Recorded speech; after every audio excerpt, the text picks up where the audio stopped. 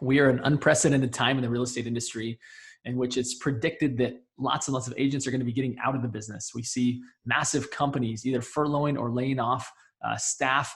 And it's really a time that's testing the solidarity of agents and their businesses, and a time in which they need to be filling their pipeline. Yet it's a little difficult to do that right now because real estate isn't at the top of everyone's mind. So how do you go about doing that? Part of it is that we need to dig our well before we're thirsty. Yet even amidst these circumstances, there's still things that we can be doing. Today's guest, Stacey Brown Randall. She's an author. She's a coach. She's an amazing business builder. She has did a great service to all of us by really helping us define what is a referral. Like, what is a referral? What does it do? How does it look different than our other forms of business? She also goes through and really shares the 5-step process for ensuring that you get referrals coming into your business without asking. Like, how do you get referrals without asking? She lays it out. And then she talks about what we can do now. You're going to love this episode. You're going to love her. She's a ball of energy, has tons of value that she brings to the table. And I'm excited for you to listen to this episode. Enjoy. Hi, welcome back to the Think Bigger Real Estate Show. I'm your host, Justin Stoddart, and thrilled to bring value that is so pertinent to what's happening right now. For those of you that are connected to the real estate industry, you know that Redfin has just furloughed 41% of their agents. It's even predicted that more agents may leave the business now than even left in 2008. That's hard to believe, but there's times really the businesses of real estate agents right now, the solidarity of their businesses, of their will, is being tested. And I'm excited today to bring you somebody who has a real solution to help you fill your pipeline again. Her name is Stacey Brown Randall. She is an author. She's a coach, and she's somebody who's going to help you get referrals without asking for them. You might be thinking, like, how's that possible? We're going to get into that. We're going to share that with you today. But first, I want to welcome Stacey Brown Randall. Thanks so much for coming on the Think Bigger Real Estate Show. Thanks, Justin, for having me. I'm so happy to be here with you today. Happy to have you here. For those that don't know, Stacey is out of sunny Charlotte, North Carolina, and even warming up, I hear, out there on the East Coast. Many of our listeners are around the country, but I do know that we have a group here in kind of the Portland, Oregon market where we're finally happy to see some sunshine. It sounds like you guys have been having it for a while. Right. So for our area, it's, yes, sunny, and now it's really hot and humid, and we're covered in pollen. So enjoy your weather while it's getting warm, and you don't have to deal with all those things. Yeah, we'll take it. We'll take it. What we've got here today is fantastic. So now, Stacey, your background, again, you owned an HR company, right? Mm-hmm. And it didn't necessarily go as planned. Is that correct? That's so putting it kindly, Justin. That's so kind of how you said it. Yes. I owned an HR consulting firm from 2008 to 2012. It did eventually fail, and I cannot blame the recession for that business failure. And, I had some actually big name clients when my company started, and as it was starting in the beginning to do well, I had some big name clients like KPMG, one of the largest accounting firms, BDO, another accounting firm. I had Ally Bank, Coca-Cola Bottling Consolidated. Like, from the outside looking in, you would have assumed that my business was doing really well, but it had a secret. And the secret was that I wasn't consistently filling the pipeline of new clients. So I would get a client, like most business owners do, right? I would get a client and I would put my head down and I would do the work. And then I would look up when the work was done and be like, oh crap, I don't have another client, right? I don't have the next deal happening. And from the real estate world, it's like not having the next closing. And so it was this constant roller coaster. It was this constant hustle. And it was find a client, do the work. Oh gosh, do it all over again. And that's normal your first year or 2 years in business. But I was still on that roller coaster 4 years in. And eventually the business just couldn't sustain itself. So I had to declare defeat. I had to take down my shingle, and I actually had to go back to corporate America and get a job when that was over. And then it took a little stint in corporate America before I would start my second company, which is the company I have now. And then I would do things differently. And that would, of course, put me on a different trajectory. I'm so glad that you share that. It's interesting, this roller coaster that business owners tend to be on, right? Where you have this effort to go get business, and then all the efforts on getting new business stops because now you've got business. You've got this beloved customer that you got to go take care of, right? For agents, it's I've got a closing, I've got customers, right? So all of a sudden, all the emphasis goes there, and then as they see the scheduled date of closing, it's like, oh crap, I don't have anything after that. My family would like to eat again the following month, right? And so then it's all hands on deck back then. You're right. It's Mm-hmm. this frenzy. And I see agents again and I love how you said that at the beginning of one's business, that's like to be expected. But over time, you want to develop this pipeline, right? You want to actually have a structure built on top of a foundation to where it's not always looking like that. And this is so relevant again to you talking with this audience at a time when agents are probably realizing, how do I fill my pipeline? Like, what do I do right now? Right. So we're going to go through, for those that are tuning in, in fact, for those that are tuning in maybe for the first time, this entire episode is going to be on YouTube as well as your favorite podcast app. So be sure and go subscribe. There's going to be an awesome giveaway at the end of this where Stacey's going to give us actually a very simple quiz that's going to help you really understand what you need to do to help fill your pipeline and implement the things that she's talking about today. So here's where we're going with this episode. Again, we're going to talk about like the definition of referrals, kind of where they fit amidst everything. She's going to walk through parts, maybe even the entire 5-step process that she goes through. And then at the end of this, we're going to give you, again, what you can do right now. So stay tuned, stay connected throughout this episode. There's going to be tons of value. So let's begin with that, Stacey. What is, in your opinion, the definition of a referral? So, it's interesting. When I talk about referrals with folks, I always assumed we were all on the same page and we knew exactly what we were talking about. Because when you ask somebody how valuable is a referral to your business, they're going to be like, oh my gosh, they're super valuable, right? It's the best prospect you can receive because they're easier to close, quicker to close, they're less price sensitive. It's like they're there with their hand out with their money saying, just take my money. Someone told me you were the best. Take my money, help my problem go away, help me solve my issue. And the reality of it is we actually confuse 4 different sales terms with referrals. So when we look at what an actual referral is, a referral has 2 things that a warm lead, word of mouth buzz, and an introduction do not have. So when you think about the different types of prospects, everybody understands what like a cold prospect or a cold lead is, right? But then we have our warm leads, introductions, word of mouth buzz, and referral. And we take those and we kind of just smush them together and we use them interchangeably, and it dilutes the power and the real definition of what a referral is. So when I'm talking about your ability to generate referrals and what my process looks like and what you should be doing right now, it's really important that you're clear on the definition. So the 2 parts that a referral has that no other prospect type sales term would have is going to be first, the personal connection. And that means somebody knows of someone who needs to buy a house or sell their home, right? They know of somebody who needs you, right? So that we've got what we call the referral source, knows of the prospect, and they are going to connect that prospect to you. And it's within that connection that you become the driver, right? You're not in the back seat waiting for that connection to happen. You've been connected to the prospect. You're now in the driver's seat to be able to follow up, but it's also where the trust is transferred. So when that trust is transferred, it's like that prospect is like, yes, I already trust you because this referral source, which they don't call them that, right? But the referral source, someone I trust, Justin, has already told me to trust you. So there's always a personal connection. 9 times out of 10, it's going to happen over email. It can happen over a group text thread. Of course, not right now, but in the future, and as it was in the past, it could happen in face-to-face events if all the parties were together at that same event. But most of the time, it's going to happen over email. The second thing that you have to have is the need identified. And that means that the prospect knows they need a realtor, right? If I'm never going to sell my home and I'm in my forever home for the next 40 years, I'm not going to do anything with it, and I'm going to make it my kid's problem when I die and they got to figure out how to sell it, right? I don't ever really need to talk to a realtor. There's no need. But if I've identified a need, that's what makes a referral so powerful, because the prospect's like, I'm in buyer mentality mode. Like, I understand that I'm looking to have this conversation, which makes me open to the connection that the referral source is going to do. So it's need identified. The prospect knows they have a need and they're open to talking to you about you solving their problem or their need. And they've been personally connected to you by someone that they trust. So the trust is transferred. And that's what the definition has, that word of mouth buzz, a warm lead or introduction would not have. They're going to be missing one or both of those.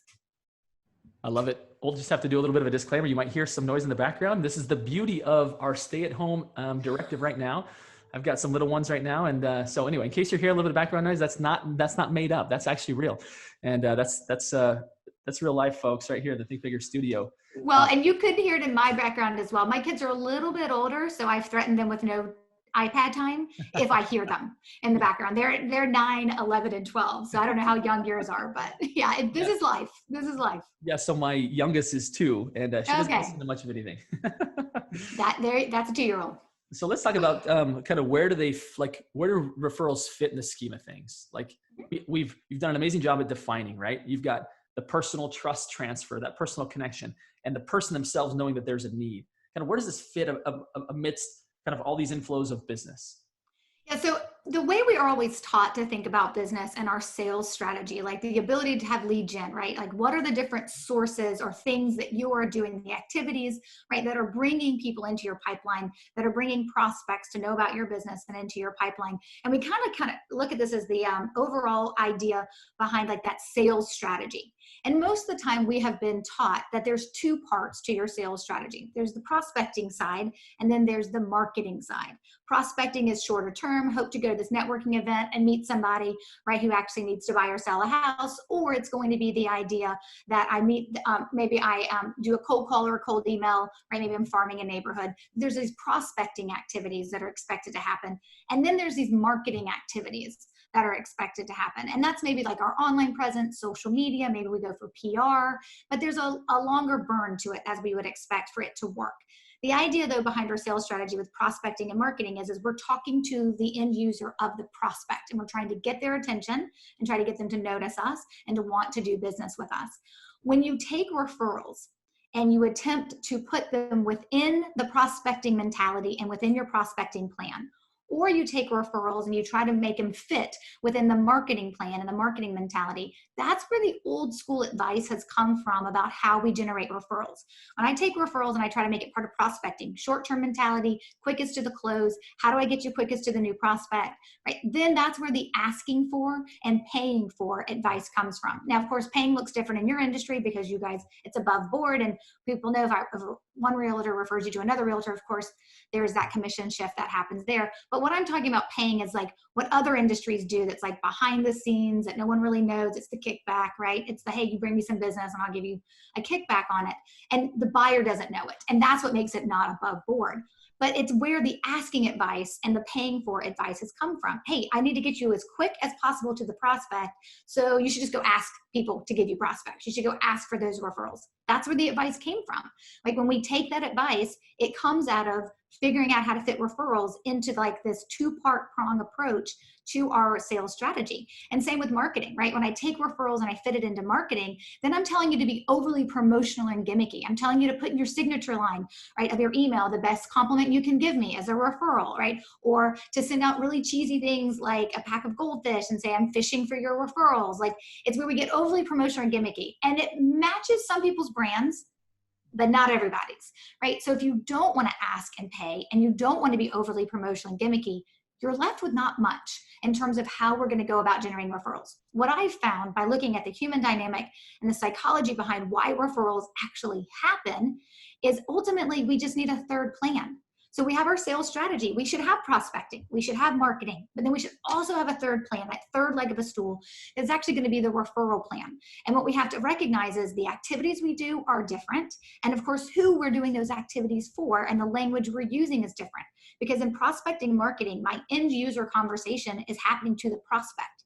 And the referral side, my end user conversation is my referral source who knows the prospect. So there shouldn't be any sales. There shouldn't be any marketing. And there shouldn't be anything cheesy or gimmicky, right? And that's why the asking doesn't work because of ultimately who is at the end of that referral activity, of those referral plan, which is the referral source. So it's understanding you need all three legs of that stool to have a well-running sales strategy if you want referral generation to be a part of it where you're not asking for them, but yet it's still happening consistently for your business. You've whetted our appetite now, right? So this whole concept of like, you mean you're telling me that I can get referrals without having to do that stuff that sometimes is kind of tongue in cheek, right? That doesn't fit a brand. And I truly believe that if a real estate agent or any professional really wants to grow their business bad enough, they'll figure it out. The challenge is I think that sometimes the stuff that people are taught, it doesn't fit their brand and they have a really hard time getting up and doing it every day. For example, they say, go knock doors. And it's like, I hate knocking doors, but so they'll do it sporadically, right? Really anything you've done, anything that's tried and true, right? That's done consistently over time works. We know that. We see, dozens of ways that people grow their business. The challenge is when they're taught ways that, like you said, don't coincide with their brand. So they don't do them consistent enough, which leads them with an empty pipeline. And what I hear you saying is maybe like this genie in a bottle. Like, is it really possible to be able to have, for those that really don't like asking those that don't really like being gimmicky, is there really a way to fill a pipeline of referrals, right? We're not talking like cold leads. Anybody can get you that, right? Those people are coming at agents all day long. But is there really a way to fill the pipeline with people that where trust has been transferred, number one, and number two, people that actually need what we do for a living? This is super enticing. You've got us on pins and needles here. So is this where we go into the 5-step process now of what this looks like? Absolutely. And I'll tell you before we dive into those 5 steps is that if you think about some of the larger name brand real estate companies that are all across our country, some of the larger ones, the reality is that I'll have agents from those companies will flood into my program, Growth by Referrals, because they'll say, we can't get this type of information and teaching inside our company because they do more prescribe to an old school methodology. And like you said, though, it's not to say that old school methodologies don't work. It says, are they working for you? And this is just another, and I always present myself as like, look, if you don't want to ask, don't want to pay, don't want to be promotional or gimmicky, this is the 4th option. Like, it's just another option. There are going to be agents in your office, though, who ask all day long. Like, they'll ask their Starbucks barista. I mean, not right now because they can't talk to them, but like they'll ask their Starbucks barista all day long for referrals and have no problem with it, right? And for some of us, we're like, doesn't fit my brand. What we've been told for decades is there's something wrong with us. If we won't do that, we got to get out of our own way, get out of our own head trash. There's something wrong with us. And I'm going to teach you guys 5 steps that's going to tell you there's absolutely nothing wrong with you. So don't worry if that's not what you want. Now, let me give one disclaimer before we dive into the first step of my 5 steps. And that is this. I am making the assumption, and I am starting at a place where I'm assuming you already are referable, which means you're a good agent. You do good work. You follow through, right? You have your processes in place. You're not, like a bull in a china shop, kind of running into every closing, hair on fire. Like, you do good work. You're seen as a professional, and your clients appreciate what you do for them. I don't care if you've been in business 35 days or 35 years. You do good work. And that's really important because being referable is the first step to actually getting more referrals. I'm going to start us a little bit further past that and with my first step, but you have to be referable. The second thing I would say is learning my 5 steps. It starts under the understanding that you probably have received some referrals in the past. If you haven't, right, we have to back up and start from scratch. And that's okay. That's a process I can teach too. But the reality is I'm starting these 5 steps with the understanding that you are referable and you've received some, it doesn't have to be a ton, but some referrals in the past. So step 1 starts with really the most boring step of all, but is actually, in my opinion, the most enlightening. And that step 1 is you need to know who refers you.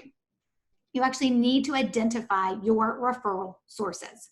Now, most people are like, oh, yeah, I have that track somewhere. And I'm always like, do you have that track somewhere? Because this is the first stumbling block that I find that people find themselves in, is that idea of if you have it in your CRM, awesome, right? If you have some kind of database, client relationship management tool, I want you to go pull a report that pulls out all your clients and then the source of how that client found you. And source can be anything. It can be a Google ad, right? It can be a networking event. It can be that they were referred by someone. And I need if they're referred, I need the referral source's name. Now, chapter 8 in my book, I outline this in detail. It's a pretty significant step in my process. And it's one that I talk about freely, and it's actually all outlined in the book, Generating Business Referrals Without Asking, in chapter 8, because I know if you can't get past this step, the rest of the stuff I teach doesn't really matter. Because everything I'm going to teach you starts with who are we doing it for? And so we have to identify our referral sources first. That's the first step. So easiest way to do it, pull out a list of your clients over the last couple of years or however long you want to go back, depending on how long you've been in business. 3 to 4 years data is usually best. And look at those clients and then look to who referred them to you. And that creates your list of referral sources. Like, there's more to it if you wanted to go from prospects that didn't say yes to working with you. If they were referred to you, who are those referral sources? But really the basic, I just need you to know who your referral sources are. I need you to have that list. We call it the list of gold. They're the heroes in our business. So we need to know who they are. So that's step 1. Does that make sense so far? Yeah, I love it. In fact, it gets really clear, right? We have these databases sometimes that are confused with mailing lists, right? We've gotten lead sources from Zillow or from open houses, and we put all these people in a database and we treat them all the same, right? We treat them as if everybody means the same amount. And what I hear you saying is to go laser focus on who are the people that are not just your friends or friendly or even have done business, but people that have actually been the source of giving you business. now we've got a very select group of people, right? Right. Love it. Absolutely. And everything changes when you know who those people are. I mean, the reality of it is when we look at who these folks are, we start to recognize a few things. We notice who's on this list that we haven't talked to in 9 months.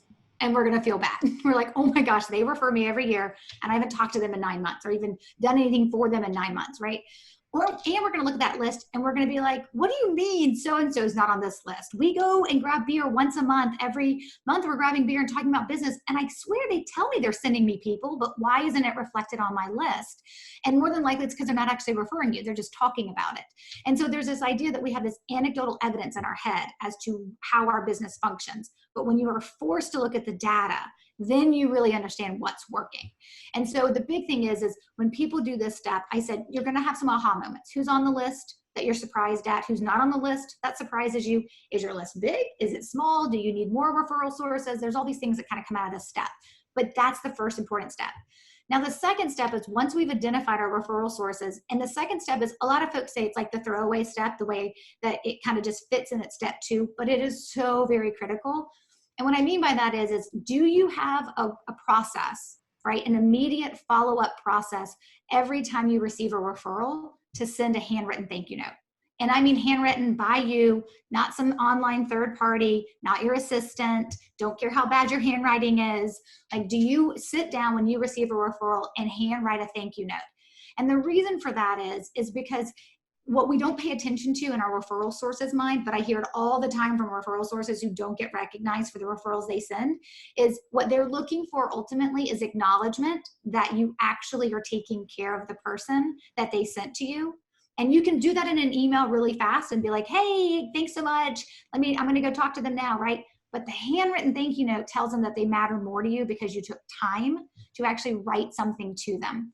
And so it's that immediate thank you process that says, thank you for this referral, right? And it also goes to show that, you're probably worthy of more. Like, why should I send you more referrals if you can't even thank me or acknowledge me for the one I just sent you? So that thank you note is really critical. I tell folks 24 to 48 hours. The reality of it is I just need you to get it written and get it in the mail. And if that takes a week for you, so be it, right? But it's that idea of getting that handwritten thank you note in the mail so your referral source starts recognizing that you are acknowledging in a very special way that you are thankful for the referrals they're sending. Love it. But go ahead. Sorry to interrupt, but it was interesting. This is on the opposite end of the spectrum of what you just described about thanking people with a handwritten card. I actually had who's I consider a good friend of mine introduced me to a client. That client ended up, we're doing business together, and it was the referral source came back to me to say, hey, how did that work out? And he knew how it worked out because he'd heard, and he was telling me essentially kindly to say thank you. And that's not what he meant, but he was just kind of like asking my perspective of it. And I was absolutely embarrassed and thought to myself, I don't have a very good system in place to thank people. And so what I hear you saying is that like things that are systematized are things that are consistent. And keep in mind that consistency is the key to all of this. Yep. And so that system that you're saying is every time you get a referral, a handwritten card goes to the referral source, right? Yes. You don't have that system in place, do it. Right. And so here's the thing. This is a handwritten card you have to write yourself. So there is a little bit of work involved in this step consistently. I mean, the way that my assistant and I work it is every time I get a referral, right, comes into an email and me, I do my reply all thing and I thank the referral and then I address the prospect and, get something scheduled to get something on the calendar to talk about my program or whatever it is they're interested in. And then I forward it to my assistant, who in turn tags it into our database so that it's actually in the system correctly, right, as this person was referred. Then she grabs the referral source's mailing address. She hits reply back to me. So now I have an email that says, here's the address, write a thank you note. And there's no way that I could say, I didn't have time, right, to find the address. It's right there in an email. And Mary, that's my assistant's name. She makes it really easy for me. Like I get it to her, she gets it put into our database. It's sent back with the referral source's name. So all I have to do is pull out a thank you card and write it. And it makes it really, really simple. And you're right, systematizing, and that's coming up even more. It's a bigger part of step 5, that systematizing, automating what we can, but there's still work we have to do in this to make it meaningful and memorable. I love it. Let's move on to step number 3. Is that where we're at right now? Yep. So step number 3 is basically, okay, great. You're getting referrals. You know who your referral sources are. You're sending thank you notes every time a referral is sent to you. But what do you do to be memorable and meaningful with your referral sources so you stay top of mind and they're thinking about you from a referral perspective in between receiving those referrals? So we create a plan, and it's a plan that is memorable and meaningful, top of mind outreach. Now, in my Growth by Referrals program, we refer to it as touch points. And so the idea of these touch points, but is basically just outreach. It's things you're going to do over the course of a year to your referral sources that comes and expressed from a place of gratitude and thankfulness, and you being completely authentic. And then, of course, also respecting your budget at the same time.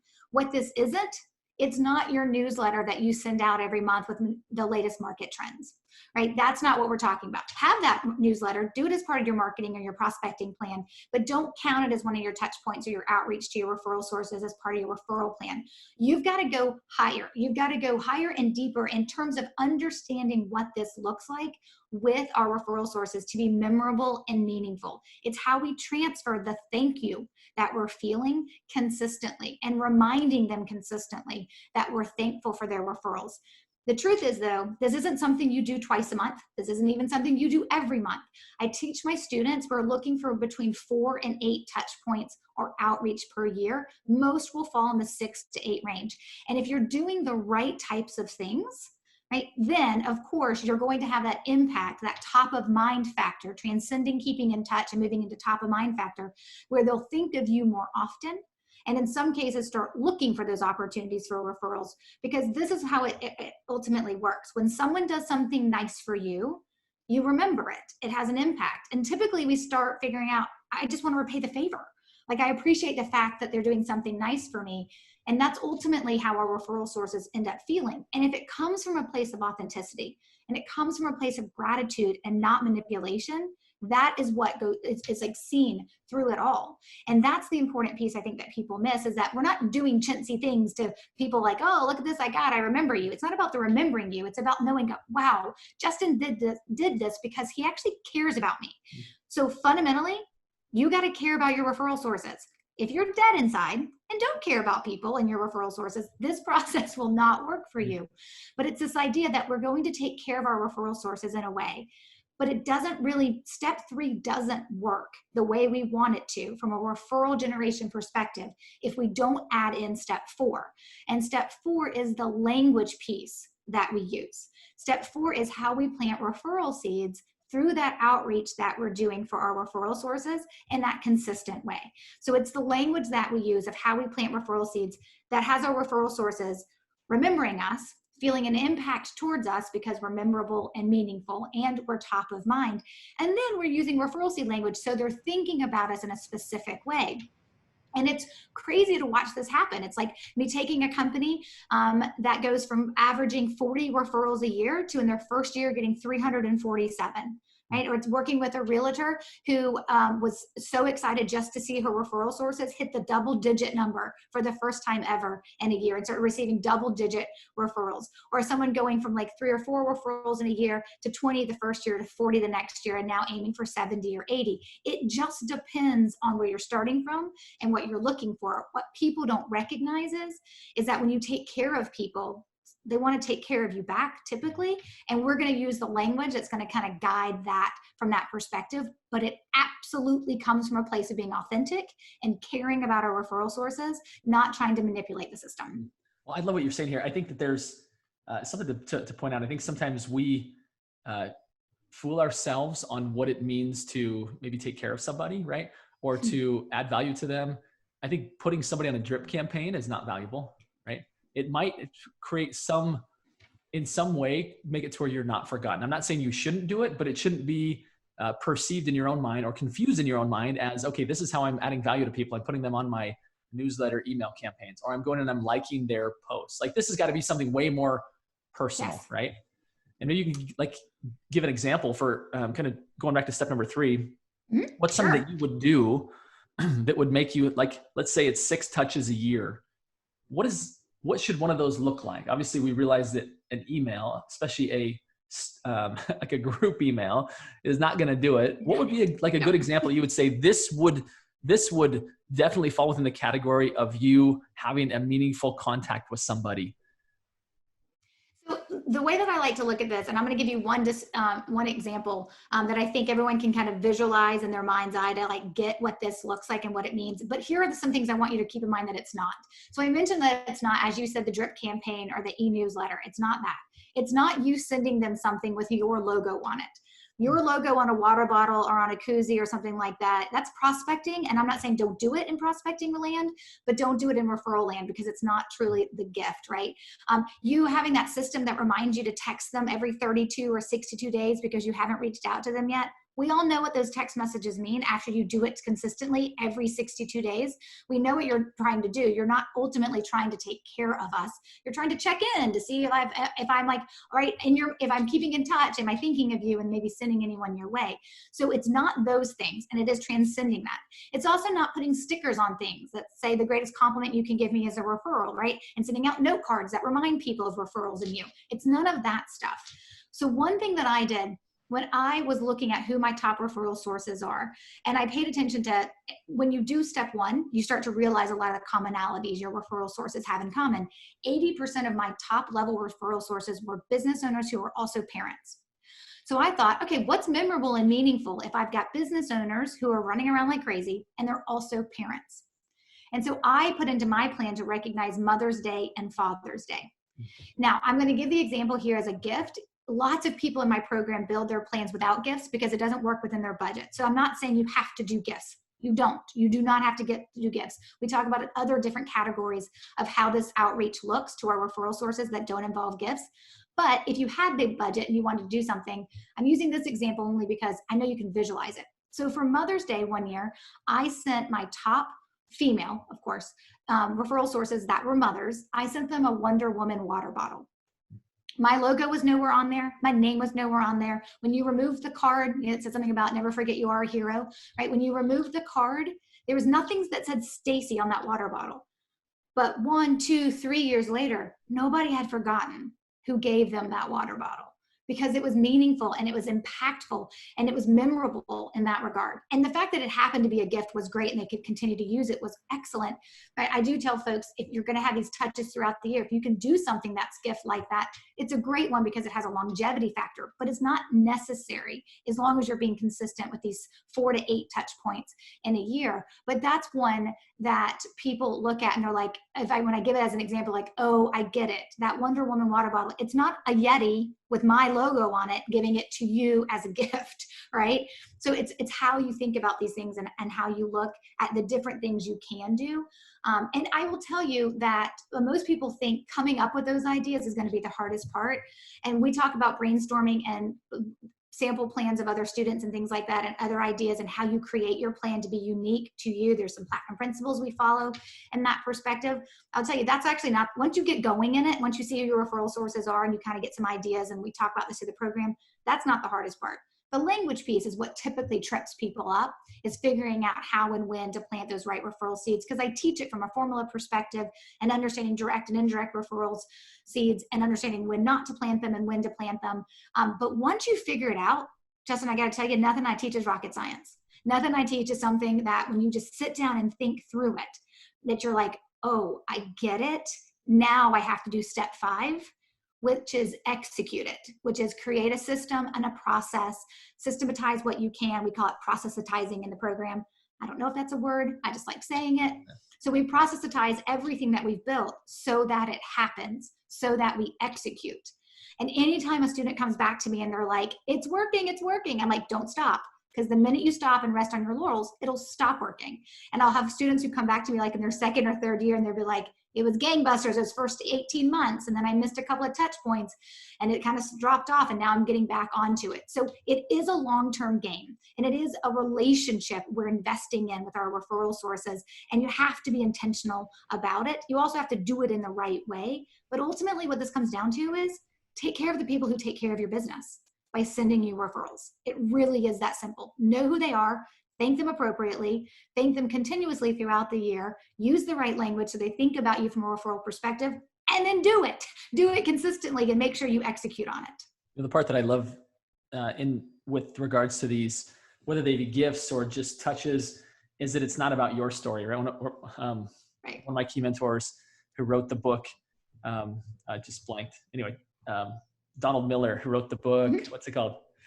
Anyway. 48 Days to the Work You Love? Oh, no. Are we talking about, what was it? Story Brand? Story Brand. There we go. Story Brand. Sorry. Ron Miller. That was Dan Miller. I was thinking Dan Miller. You said Donald Miller. Okay. Yeah. So in which it's not about you being the hero, right? Right. Which the gifts that I heard you mentioning before that maybe have a place in someone's marketing plan, but maybe not with these key referral sources, what you're saying. It's not about your journey. It's not about you being the hero. It's about serving them. It's about giving them the accolades and the recognition that they need without there being credit back to you. You're simply the narrator, right? They're the hero. And putting all the value on them, not some secret way to brand yourself. Yeah, we actually call our list of referral sources, the way my students and I talk about it, we actually call them, that's our list of heroes. They are the most important asset our business has. It is not our clients. It is not our database. It is our referral sources, because they help our business continue to grow. I'm not saying your clients aren't important. I'm just saying your most valuable asset are your referral sources. 5 simple steps. I love it. Stacey, let's talk about what we can do right now. Again, we're at a really interesting time, right? Where some people are really even concerned about having a real estate conversation. And I'll share this as a matter of perspective, that I don't think that this is going to be a long-term thing that we're all in. I do believe it's going to change the world, much of it for the good moving forward, meaning this pandemic that we're currently in. And I would encourage you to embrace the good that's coming from this and implement it into your life. And if that means the fact that you're going to move your business more to being a relationship business. My guest yesterday talked about how much business he has lining up after this because he's so relationship based, right? It's not about leads. You're never like, if you're calling cold market people, this might be an awkward time to call. If you're calling relationships that you've established over time, referral sources, as you're teaching us, these aren't awkward calls. This is very natural. It's an outward expression of who you are, which is taking care of a group of people that have taken care of you, right? And so I think that maybe this is a time for people to really pivot back to the fundamentals of a solid business that's based on relationships, it's based on real value, right? Not gimmicks, not cold leads. And I'm not saying that those don't have a place and that those aren't a model that work for people. But maybe if at this time you find yourself struggling and even struggling to reach out and connect with people because your only value offering has been, I can help you buy and sell a home, then maybe it's time to go back to some of the fundamentals. Maybe it's time to go back and say, how do I deepen some of these key relationships using what Stacey's taught us today to really, realign your business with what humans really, maybe need even beyond the real estate transaction. So with all of that kind of as some backdrop, what can we do right now, Stacey? Can you give us some guidance on what we should be doing today in order to be sure that our business not only survives, but it thrives? Yeah, so I think the most important thing you can do right now are take the actions you need to be taking so you can emerge from this time stronger. And there's definitely a way that you can emerge stronger with better relationships with your referral sources. And the truth is, I recognize, depending on where you are and what's happening, and if you're showing homes or not during this time, right? The idea here is you may not have the gift of revenue coming in right now. You may not have a lot of closings on the horizon right now. So if you don't have the gift of revenue, what you do have, though, is quite possibly the gift of time. And so if you do have the gift of time, the most important 3 things you can do right now, and they're just steps, you're going to do 1, 2, 3, that you can do for your referral sources is, number 1, sit down and take the time as I've taught you today, or read my book, right? And actually figure out who your referral sources are. That is the first thing you can do. That's the gift of time, your ability to sit down and exactly understand who my referral sources are, go through the process, go through the steps of making that identification. And so that's step number 1. You can do that. You don't need anybody else's help with that, right? Unless you're going to use your assistant or something to help you with that process, or other people on your team. The second thing you need to be doing is you need to lean in to your referral sources. Remember, referrals only come from relationships, and relationships are only maintained by ongoing connection. So you need to make sure you're not going dark on your referral sources during this time. It's crazy for everybody. Please don't assume that for 1 minute you're not qualified to talk to a referral source about anything they're going through. You're a business owner in sales yourself. And so just having those conversations is important. So the second thing I want you to do is know who these folks are and then lean into them. Reach out to them. And what I want you to do when you reach out to them, which is kind of that third step, is ask how they are, ask how you can help, but have an idea of how you can help them. And giving them market information is not what I'm talking about, right? As a business owner, as somebody who is in sales, and I consider you a business owner whether you work for a company or not, because let's face it, you're all on commission, right? So at the end of the day, you are your own business owner. You are uniquely qualified to have conversations with your referral sources to see how you can help them. How's it going? How can I help you? Some ways that you can is give them a safe space to talk about maybe some hard decisions they're trying to make, right? For their family or for their business, whatever that looks like, right? So whoever your referral sources are, lean in and have a conversation with them so they know you're just there to help. This isn't about you. This isn't about your market. You're not asking, for anything from that perspective. It's not talking about you.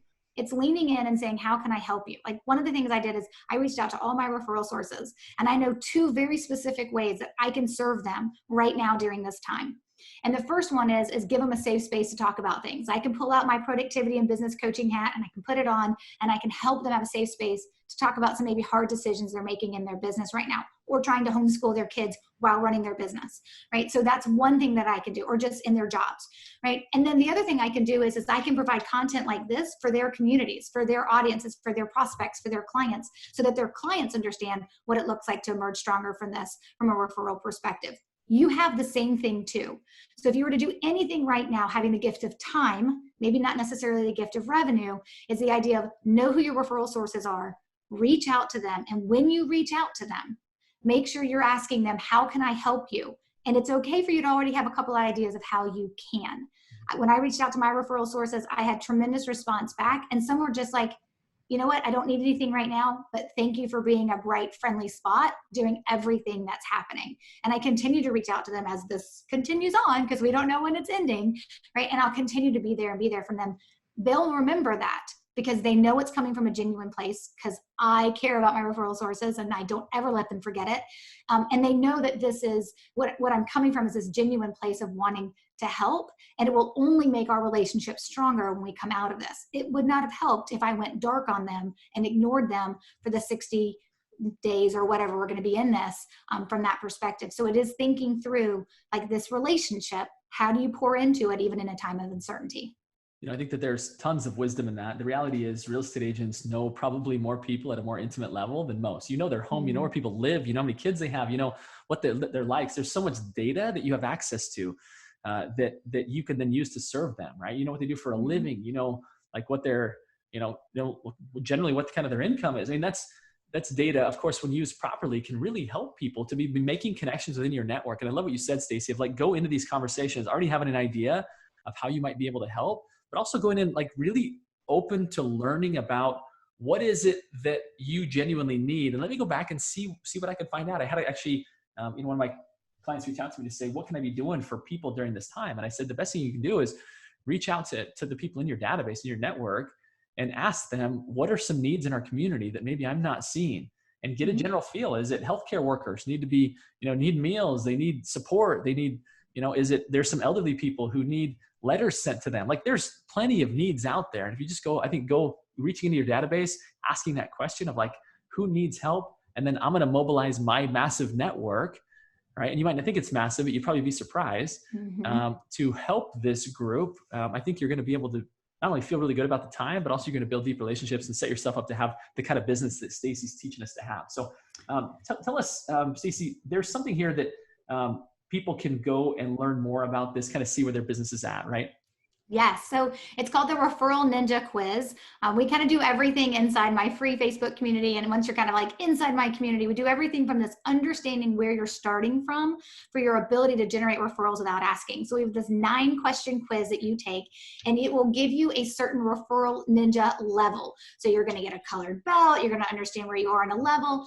More than likely, you're probably going to start out at the beginner level, but ultimately where I'm aiming for you to go as you kind of receive resources from me, join my free Facebook group, Referrals Without Asking, read my book, listen to my podcast, is get you to that referral ninja master level. But it's a great entry point to figure out where are you starting from, because if you really pay attention to the questions, you'll kind of understand what it looks like to be a master. Because the one thing that separates a referral ninja master, someone who is getting referrals without asking, from a beginner or in training middle level, is the results that they receive.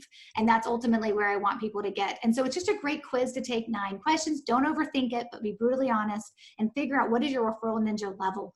Where do you start from? And then you can start kind of really using the free resources that I have available to move yourself to that master level. So good. So good. And they go to referralquiz.com. I love the URL, super simple. for all of us to remember. Stacey, this has been wildly valuable. I want to end with the signature question of the show. You obviously helped tons of people. You've built an amazing business and following. You're a big thinker, right? That's why you're on the Think Bigger Real Estate Show. Will you teach us what Stacey Brown Randall does in order to continue to be a big thinker, to continue to expand your possibilities? You know, for me, I am a huge reader. My father's an author. I'm now an author. It was one of those things that he has instilled in me, is that when you don't know something, you can figure it out by going to read it. And so for me, a lot of times I'll pick up a book and read, and that is where most of my best ideas come from, and where I'm like, oh my gosh, I can connect dots in an entirely different way. I think I just pour into my brain, right? And from that perspective, and I think reading is probably one of the best things that I do. A funny story, when my husband was talking to my dad before he proposed, he was like, you know, Stacey's one of the smartest women I know. And my dad laughed at him. And my dad goes, no, she's not. She's just well read. So I think reading is the one thing I do that allows me to kind of think bigger. I love it, Stacey. Such good advice. And I think at a time when maybe we should reevaluate what we're doing with some of our discretionary time, right? The world has been put on pause. Right? This isn't happening to us. This is happening for us. And I think if you're not reading right now and you want to have the kind of impact that Stacey's having, both on your clients as well as other people, I think we all need to get back to the good old fashioned practice of reading. So thank you for reminding us of that, Stacey. Yeah. And for all that you've shared, my goodness, I think you've really opened up the coffers to share so much value. And I know that's just the tip of the iceberg, but for us, it was so great, so valuable. I want to thank you for that and for being such a valuable contributor to the Think Bigger real estate audience. And we thank you for that. And I would remind the audience that my request of all of you is to go think bigger. Thank you so much, Stacey, for helping us do that today. I appreciate you. Yeah, bye for now.